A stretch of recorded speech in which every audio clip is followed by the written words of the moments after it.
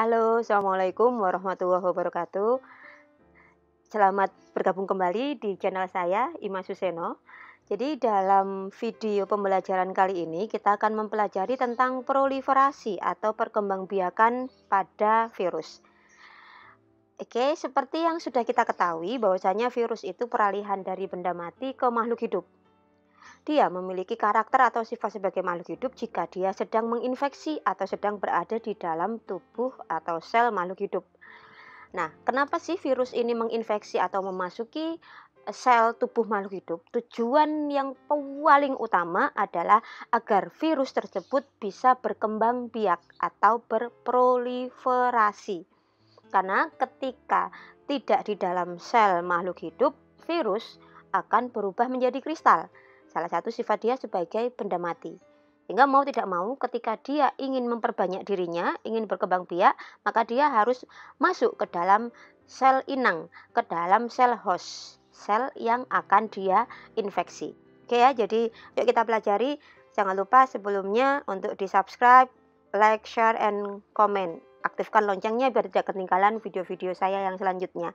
Nah, sekarang akan kita pelajari dasar-dasar dari tentang proliferasi atau perkembangbiakan virus ini ya. Jadi dasar yang pertama, seperti yang sudah kita pelajari, struktur tubuh virus itu sangat sederhana. Karena sangat sederhana itu, maka dia tidak memiliki alat reproduksi sendiri.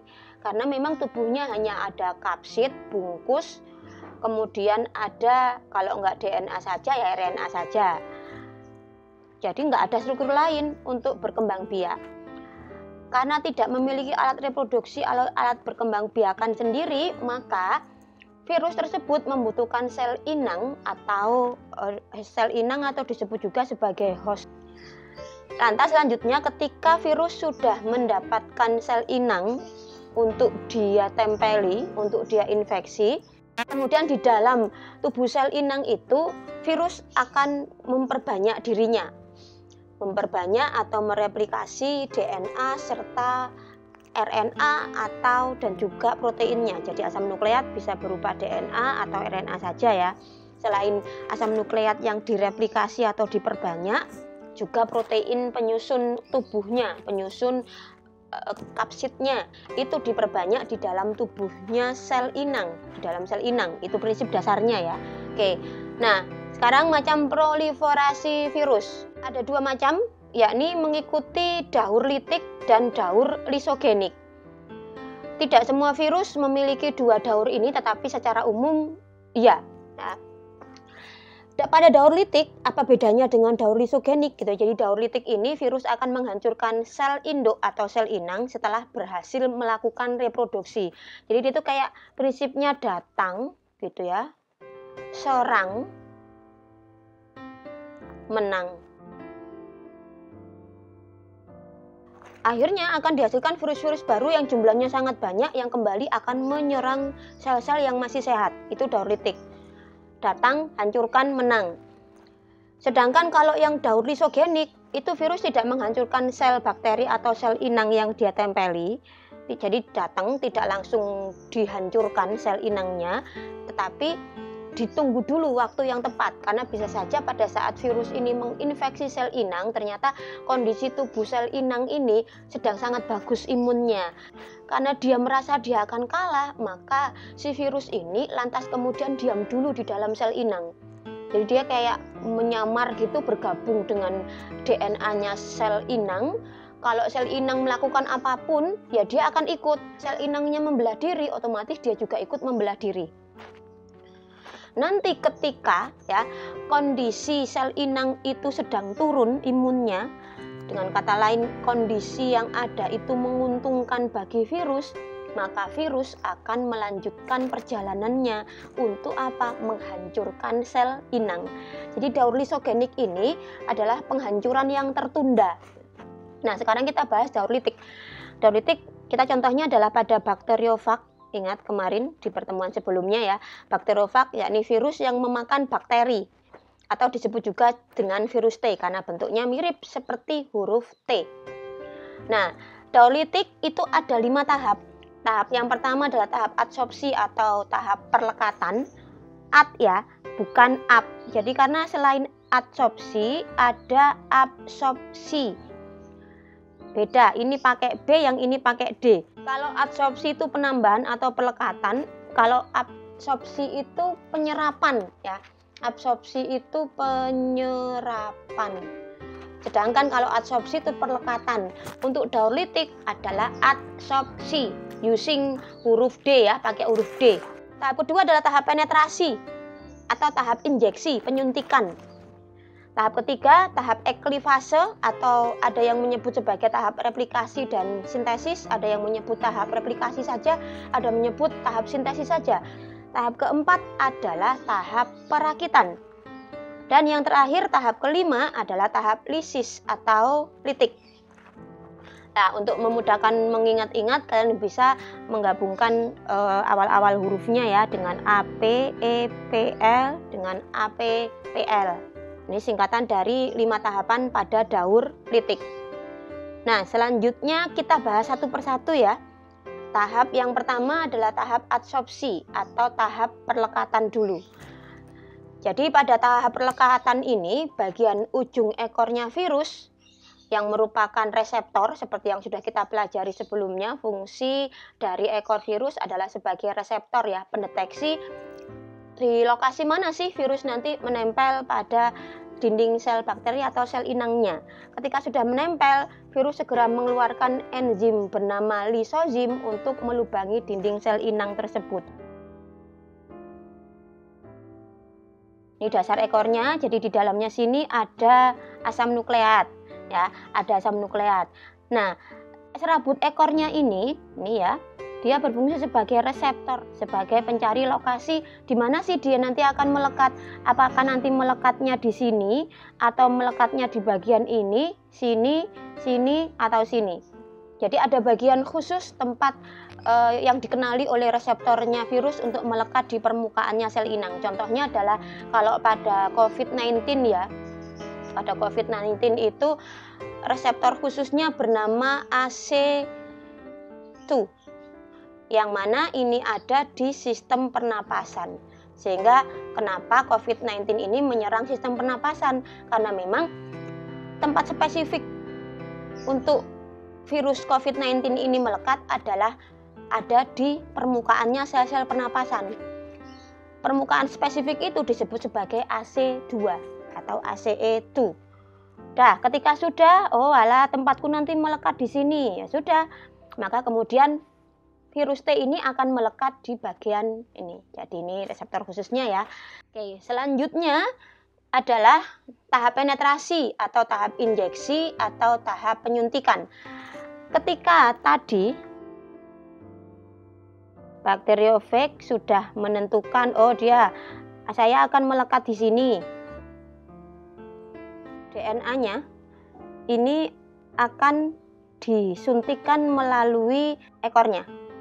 Nah, jadi tadi dia akan melubangi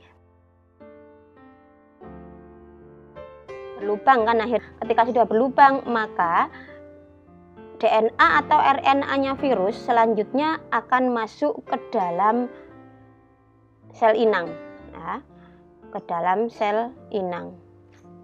Jadi DNA atau RNA virus akan masuk di sini. Sedangkan DNA atau RNA-nya sel inang adalah ini ya.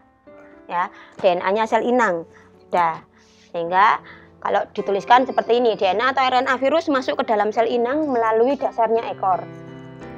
Kapsid bungkusnya ini tetap berada di luar dinding sel dan akan terlepas dengan sendirinya karena tidak lagi berguna.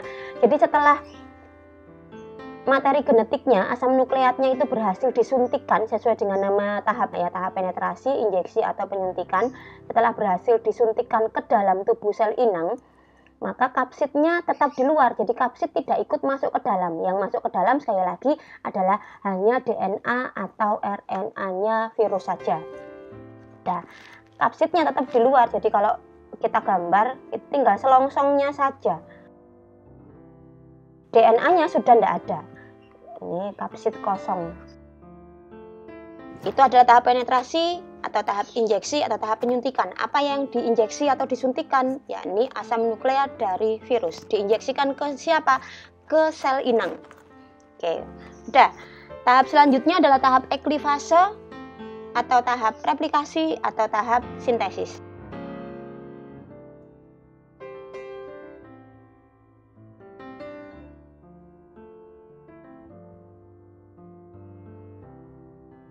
Selanjutnya ini akan menghancurkan DNA-nya sel inang. Nah, jadi DNA-nya sel inang yang awalnya garis lurus utuh, dia akhirnya akan kayak semacam dipotong-potong gitu. Nah, kalau sudah, maka kemudian DNA sel inang ini hancur atau rusak. Karena hancur atau rusak, berarti yang tersisa di dalam sel inang ini adalah DNA-nya virus. Bagian luar tubuhnya masih berupa sel inang. Jadi misalkan kalau ini adalah bakteri, ya kalau dilihat dari luar, sel ini masih sel bakteri. Tetapi ketika kita lihat di bagian dalamnya, DNA-nya bukan lagi DNA-nya bakteri. Karena DNA-nya bakteri sudah rusak. Digantikan dengan DNA-nya virus. Nih ya, jadi DNA sel inang dihancurkan oleh DNA atau RNA-nya virus, tergantung virusnya ya. Setelah proses ini berhasil, DNA bakteri kemudian digantikan oleh DNA atau RNA virus tadi. Setelah dihancurkan, maka selanjutnya RNA atau DNA virus ini akan memperbanyak diri. Yang awalnya 1, dia akan memperbanyak diri menjadi 4 misal. Selain bereplikasi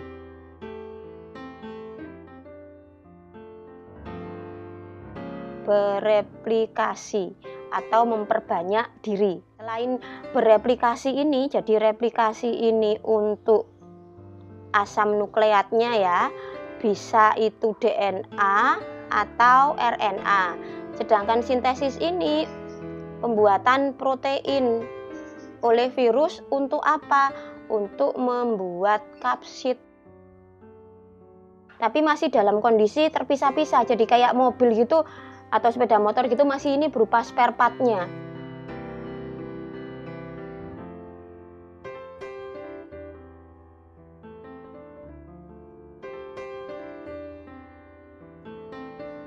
Sintesis protein untuk apa? Untuk menyusun kapsid sebanyak yang dibutuhkan. Kalau butuh 4 ya dia akan menyusun kapsid sebanyak 4. Tuh.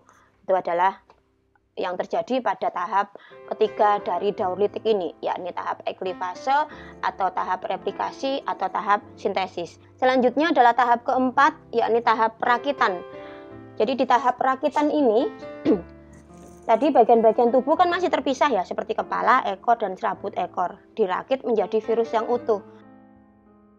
Oke, sudah dirakit ya. Jadi ini perakitan kapsid yang pertama. Selanjutnya setelah kapsid berhasil dirakit, kalau sudah, maka kemudian kapsid kosong tersebut diisi dengan DNA atau RNA virus yang sebelumnya tadi. Nih ya, yang banyak tadi nih yang sudah direplikasi. Oke, jadi DNA-nya dimasukkan. Udah, sehingga terbentuklah virus yang lengkap sekarang. Nih, jadi dalam tahap perakitan ini dapat menghasilkan virus baru sekitar 100-200 virus. Nah, tahap terakhir dari daur litik adalah tahap lisis atau litik. Sehingga dari sinilah diambil kata daur lisis atau daur litik itu. Apa yang terjadi di sini gitu ya. Jadi masing-masing virus baru yang sudah terbentuk, yang sudah sempurna jadi satu tadi antara kapsid dengan DNA-nya akan menghasilkan enzim lisozim, sebuah enzim yang bisa mendegradasi atau menghancurkan dinding atau membran sel inang. Nah, selanjutnya masing-masing virus akan melubangi dinding sel inang. Dinding atau membrannya sel inang itu akan bolong-bolong. Ketika sudah bolong-bolong ya sudah, maka terjadi fase lisis atau penghamburan ini. Jadi virus akan berhamburan keluar dari sel inang yang sudah dirusak. Kalau sudah, maka kemudian virus ini berhamburan keluar. berhamburan keluar ini untuk apa? Jadi virus ini berhamburan keluar untuk menginfeksi.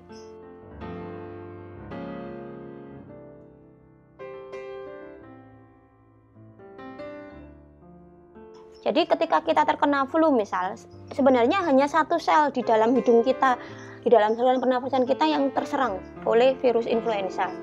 Tetapi dalam hitungan menit hingga jam, virus tersebut akan berproliferasi, akan berkembang biak menjadi ratusan tadi, 100 hingga 200 ekor virus. Virusnya berhamburan keluar, sel yang diserang tadi pecah, virus berhamburan keluar, maka virus-virus baru akan menginfeksi sel lain yang rusak, sehingga kemudian pilek kita akan semakin parah. Demikian juga dengan penyakit-penyakit yang lain yang disebabkan oleh virus, termasuk COVID-19. Itu adalah daur litik ya. Jadi kalau bisa kita simpulkan gambar awalnya tadi seperti ini. Selanjutnya adalah daur lisogenik ya. Kalau pada manusia, contohnya itu virus HIV ya. Jadi HIV itu nama virusnya, menyebabkan penyakit yang bernama AIDS. Jadi HIV itu virus Human Immunodeficiency Virus. AIDS nama penyakitnya adalah Acute Immunodeficiency Syndrome, sindrom penurunan kekebalan tubuh akut. Kenapa begitu? Karena HIV mengikuti daur lisogenik, enggak kemudian menginfeksi, menghancurkan sel-sel tubuh, manusianya mati, enggak. Itu adalah daur litik. Si COVID-19 datang, serang, hancurkan, menang. Kalau HIV ini datang, lihat keadaan, dia nyerang pelan-pelan di dalam tubuh, dia bertahan bisa sampai 5 hingga 10 tahun, baru gejala pertama AIDS akan muncul. Nanti kita pelajari di lebih lanjut. Nah, daur lisogenik ini ada 7 tahapan. Kalau tadi daur litik ada 5 tahapan, daur lisogenik ada 7 tahapan. Tahap pertama dan kedua sama seperti pada daur litik, yakni tahap adsorpsi atau pelekatan dan tahap penetrasi atau injeksi atau penyuntikan. Nah, yang berbeda adalah tahap ketiga penggabungan dan tahap keempat pembelahan. Selanjutnya tahap kelima, 6, dan 7 sama lagi dengan pada daur litik.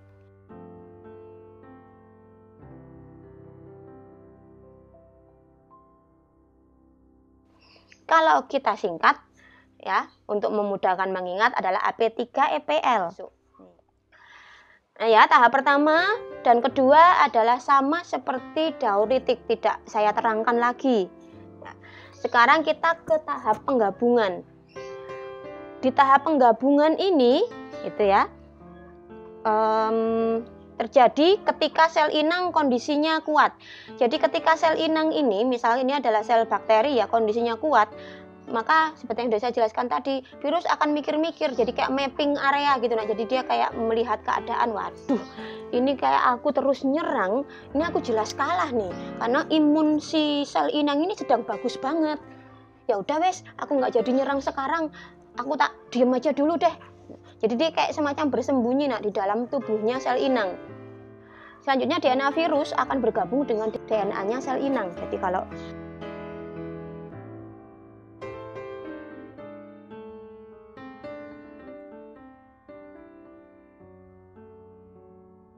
mereka akan bergabung. Jadi bagian yang merah ini adalah DNA-nya sel inang, bagian yang biru adalah DNA-nya virus. Nah, campuran antara DNA virus dengan DNA inang ini disebut sebagai profag. Profag ini berarti sifat virus berada dalam kondisi inaktif. Nah, semoga di sini dipahami ya. Selanjutnya, tahap keempat adalah tahap pembelahan atau disebut juga sebagai tahap replikasi. Ketika sel inang yang awalnya 1 membelah menjadi 2, ingat pelajaran SMP ya, pembelahan sel, pembelahan biner. 1 sel akan membelah menjadi 2, 2 membelah jadi 4, 4 jadi 8, 8 jadi 16, dan seterusnya. Maka ketika sel inang ini memasuki masa pembelahan, dia menjadi 2 sel, otomatis profag juga akan ikut membelah diri. Yang awalnya satu akan menjadi dua, demikian seterusnya. Berarti ini, ketika sel inang membelah diri, maka DNA gabungan yang disebut profag tadi juga ikut membelah diri. Kalau pada saat kondisi lingkungan di tubuh sel inang melemah, bisa karena pola tidur yang kacau, banyak begadang, bisa karena makannya ogah-ogahan, bisa karena pola pikirnya ruwet, tingkat dewa gitu ya, galau every day, every time, sehingga akhirnya kondisi sel imunnya melemah. Ketika melemah, maka virus bilang gini, aha, ini adalah waktu yang tepat ini aku nyerang, menghancurkan sel inang karena dia imunnya sedang rendah ini. Maka virus selanjutnya akan melanjutkan perjalanannya ke tahap eklifase, tahap perakitan, tahap lisis seperti pada daur lisis tadi, daur litik tadi persis sama. Oke, jadi demikian pemaparan saya tentang daur litik dan daur lisogenik pada proliferasi atau perkembangbiakan virus. Semoga bermanfaat. Terima kasih, selamat belajar. Sampai jumpa di video selanjutnya. Assalamualaikum warahmatullahi wabarakatuh.